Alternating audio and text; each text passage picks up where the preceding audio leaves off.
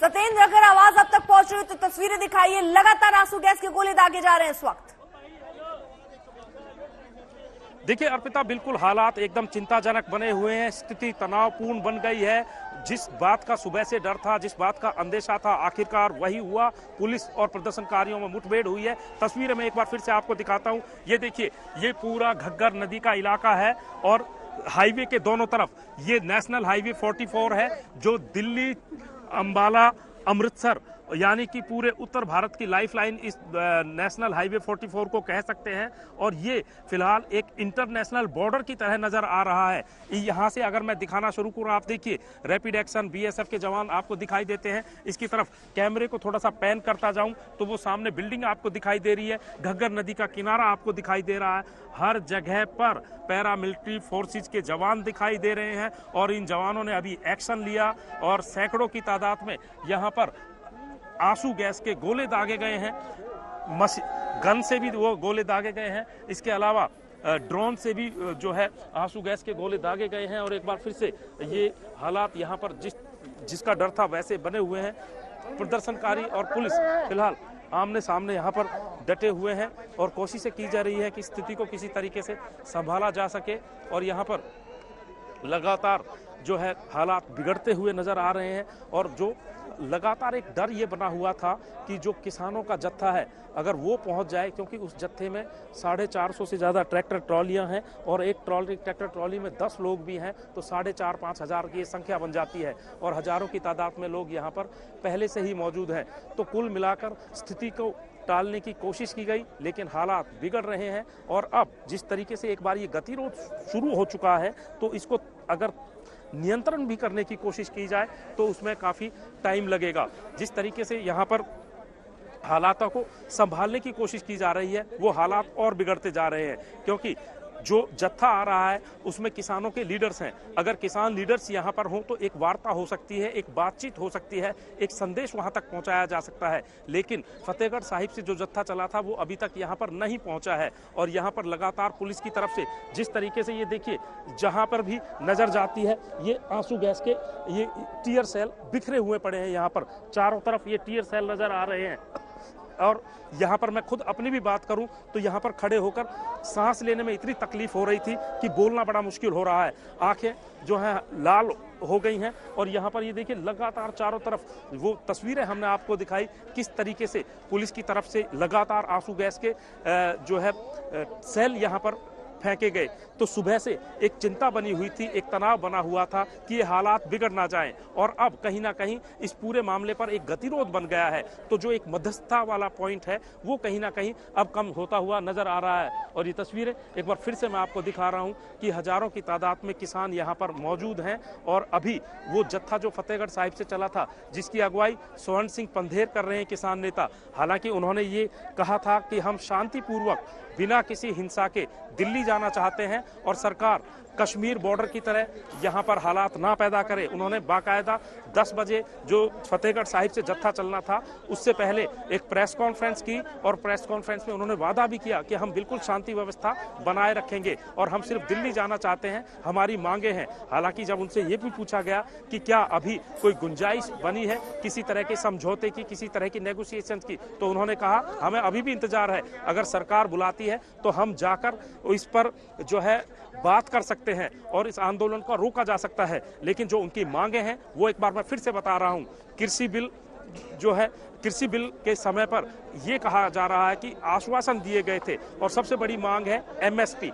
MSP के बाद सबसे बड़ी मांग है कि किसानों के कर्जे माफ किए जाए। किसानों के कर्जे माफ करने के बाद स्वामीनाथन की रिपोर्ट को लागू किया जाए। साथ ही जब प्रधानमंत्री मोदी मुख्यमंत्री थे तो उन्होंने किसानों के लिए एक रिपोर्ट बनाई थी। उस रिपोर्ट का हवाला किसान नेता आज भी दे रहे हैं, इससे पहले भी दे रहे थे कि जब मोदी जी ने हमारे किसानों के लिए लिस्ट बनाई थी वो पॉइंट्स आज कहाँ गए। तो ये बहुत सारे सवाल हैं, बहुत सारी मांगे हैं जो किसान नेताओं की सरकार के साथ हैं। लेकिन जिस तरीके से और सबसे बड़ा ये किसानों का ये भी कहना है कि 45 दिन से हम इस आंदोलन की शुरुआत करने का ऐलान कर चुके थे, लेकिन लास्ट टाइम पर ही समझौते की बात क्यों आई, इससे पहले सरकार ने पहल क्यों नहीं की। इसके साथ ही उन्होंने कहा कि हरियाणा में किसानों को किस तरीके से जाकर धमकाया जा रहा है, किसानों को उनके पासपोर्ट रद्द करने की बात कही जा रही है, उनको नौकरी से निकालने की बात कही जा रही है, तो क्या इसके खिलाफ भी वो कहीं ना कहीं आंदोलन कर रहे हैं। और कुल मिलाकर अब आप देखिए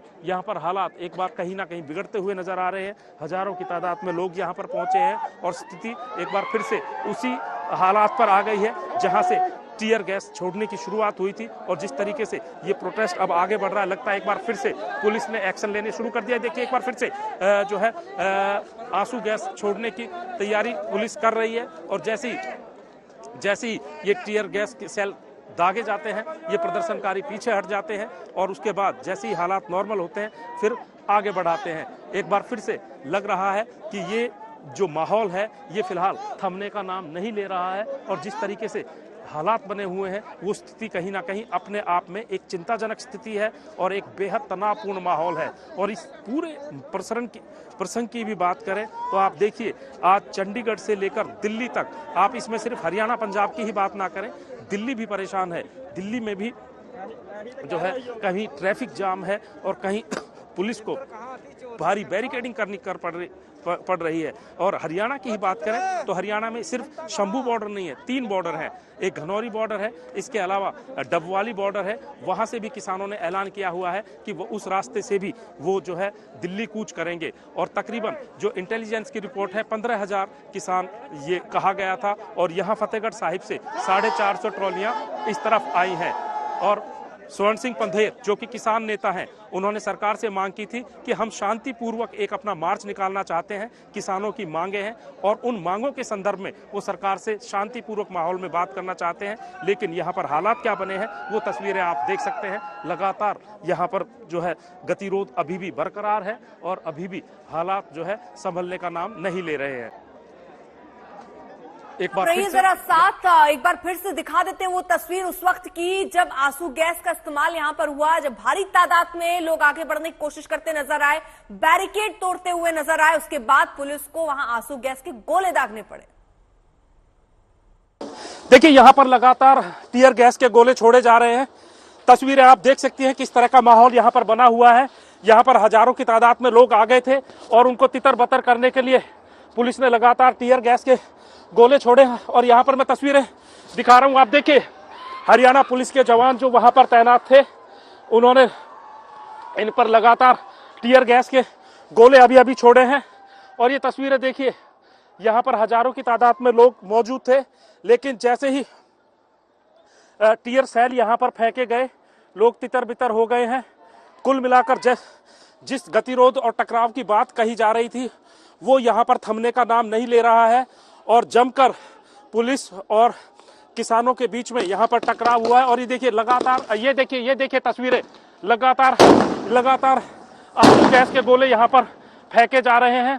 भगदड़ का माहौल यहाँ पर बन गया है और ये एक्सक्लूसिव तस्वीरें हम आपको आज तक पर दिखा रहे हैं कि किस तरीके का माहौल यहाँ पर बना हुआ है। हालांकि जो फतेहगढ़ साहिब से किसानों के ट्रैक्टर चले थे वो यहाँ पर अभी पहुंचे नहीं हैं और उससे पहले ही हजारों की तादाद में लोग यहाँ पर पहुंच गए थे और पुलिस ने आंसू गैस के गोले छोड़े हैं, जिससे ये जो किसान थे उनको तकरीबन यहाँ से 200 मीटर के करीब पीछे खदेड़ दिया गया है। और जैसे ही इस धुएं का असर कम होता है ये लोग आगे आ जाते हैं। और एक बार तस्वीरें मैं आपको वहां से भी दिखा रहा हूं जहां से ये एक्शन हो रहा है।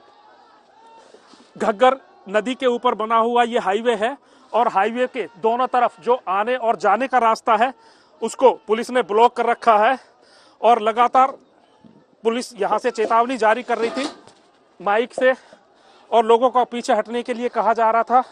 लोग पीछे नहीं हटे, तब जाकर पुलिस ने एक्शन लिया है। एक बार सत्येंद्र हमारे साथ हमारे सहयोगी इस वक्त जिनकी रिपोर्ट आप देख रहे थे वो लाइव भी जुड़े हुए हैं। शंभू बॉर्डर पर उनकी मौजूदगी है जहां पर आंसू गैस के गोले दागे गए हैं। इस वक्त स्थिति क्या, सीधा आपको लिए चलते हैं शंभू बॉर्डर।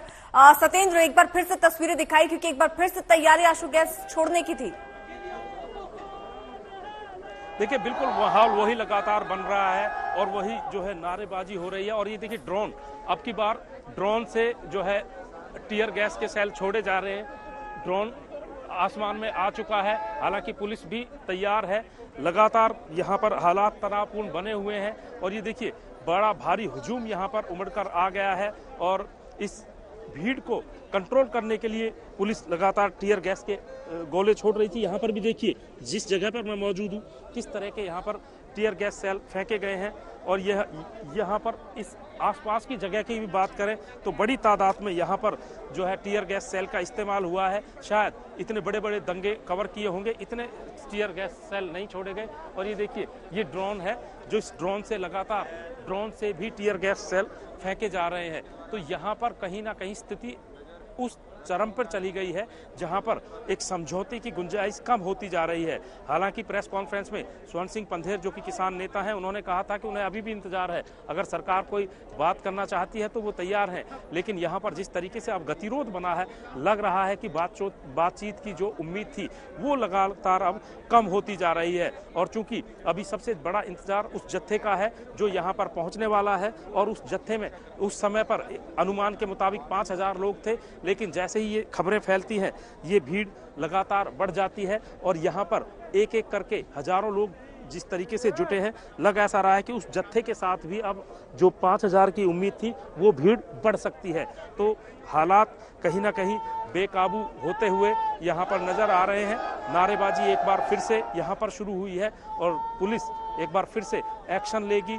तो ये जो स्थिति बनी हुई है, ये टकराव जो बना हुआ है, ये गतिरोध बना हुआ है, ये फिलहाल थमने का नाम नहीं ले रहा है और हालातों को काबू करने की कोशिश कहीं ना कहीं एक तरीके से एक बेकाबू वाली स्थिति बनती जा रही है।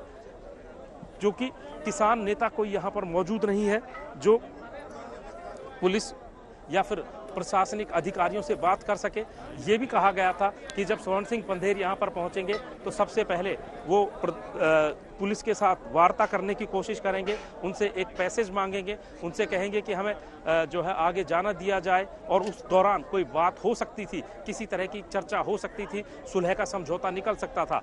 लेकिन अब जिस तरीके से हालात यहाँ पर बेकाबू हो गए हैं और जिस तरीके से यहाँ पर प्रदर्शनकारियों को खदेड़ा गया है, तो लग रहा है कि हालात अब फिलहाल जल्दी से सुलझने वाले नहीं है, क्योंकि यहाँ पर भीड़ बढ़ती जाएगी और जैसे जैसे भीड़ बढ़ेगी तनाव भी बढ़ेगा। और ये तनाव सिर्फ आप ये मत सोचिए कि शंभू बॉर्डर पर है, इसके अलावा भी हरियाणा के 2 बॉर्डर ऐसे हैं जहाँ से प्रदर्शनकारियों को हरियाणा में दाखिल होना था, बड़े बॉर्डर हैं। इसके अलावा अगर छोटे गाँवों की भी बात करें, छोटे कस्बों की भी बात करें जो हरियाणा से लगते हुए पंजाब के, वहाँ पर भी पुलिस ने भारी बैरिकेडिंग की है, बड़ी पक्के ब्लॉक लगाए गए हैं ताकि गांवों के रास्ते से भी किसान दिल्ली की तरफ ना बढ़ सके। दिल्ली की तस्वीरें आप लगातार दिखा रहे हैं कि दिल्ली में किस तरीके से हालात बने हुए हैं। और उसी तरीके से चूंकि शंभू बॉर्डर एक ऐसी जगह है जो बेहद संवेदनशील है, यहीं से पंजाब के किसानों का पहला जत्था आगे बढ़ना था दिल्ली के लिए और उसके लिए सबसे पहले ये सीमा शुरू होती है अंबाला जिले की, उसके बाद अंबाला के बाद कुरुक्षेत्र, करनाल, पानीपत, सोनीपत होते हुए इस जत्थे को दिल्ली जाना था और दिल्ली के रास्ते हरियाणा से भी बड़ी तादाद में किसानों ने इनको ज्वाइन करना था। और शायद सरकार के लिए यही सबसे बड़ा सिरदर्द था कि अगर पंजाब के साथ साथ हरियाणा के किसान भी मिल जाते हैं तो पिछली बार 2022 में जो हुआ था वो हालात एक बार फिर से जो है बन सकते हैं। अगर हाल किसी भी तरीके से ये किसान एक बार जाकर दिल्ली में परमानेंट अपना मोर्चा लगा लेते हैं, परमानेंट धरना दे देते हैं, तो उसको निपटाने में सरकार को बहुत बड़ी दिक्कत आ सकती है। क्योंकि जो मांगे हैं वो दरअसल कई मांगे ऐसी हैं जो शायद सरकार के बस में पूरा करना भी नहीं है, जिसमें कर्जे माफी की मांग है, स्वामीनाथन की रिपोर्ट है और इसके अलावा एमएसपी को लेकर एक बहुत बड़ा विवाद शुरू से ही रहा है। और किसानों की सबसे बड़ी मांगों में से एक है कि वो जो है फसलों का न्यूनतम एक निर्धारित मूल्य करना चाहते हैं कि इससे कम फसल किसान से खरीदी नहीं जाएगी। तो ये वो जो पॉइंट्स हैं जिनको किसान सरकार के सामने रखना चाहते हैं। पहली दौर में केंद्र सरकार के 3 मंत्री शामिल हुए थे, जिनमें अर्जुन मुंडा, पीयूष गोयल और नित्यानंद राय थे। दूसरी दौर की मीटिंग में अर्जुन मुंडा और पीयूष गोयल शामिल हुए। उन्होंने किसानों को आश्वासन भी दिया 5 से 5.5 घंटे किसानों की और केंद्र सरकार के मंत्रियों की मीटिंग चली, लेकिन वो मीटिंग बेनतीजा निकली। और उसका नतीजा जो निकला है वो नतीजा ये है कि एक भारी गतिरोध और भारी तनाव यहां पर फिलहाल बना हुआ है, और सरकार और किसान नेता उस टकराव से को टालने की कोशिश कैसे करेंगे, ये बहुत बड़ा सवाल है। तो कुल मिलाकर हालात यहां पर बेकाबू और नियंत्रण में होते हुए नजर आ रहे हैं। तो ये शंभू बॉर्डर की तस्वीरें हम आपको दिखा रहे हैं। किसानों पर आंसू गैस के गोले दागे गए हैं। जब आगे बढ़ने की कोशिश किसानों के जत्थे ने किया तो उन्हें वहां से तितर-बितर करने के लिए आंसू गैस के गोले दागे गए। किसान अपनी मांगों को लेकर दरअसल प्रोटेस्ट करना चाहते, प्रदर्शन आंदोलन की चेतावनी, उसके बाद दिल्ली कूच, और दिल्ली ना जा पाए इसलिए अब कोशिश उन्हें रोकने की बॉर्डर पर ही हो रही है।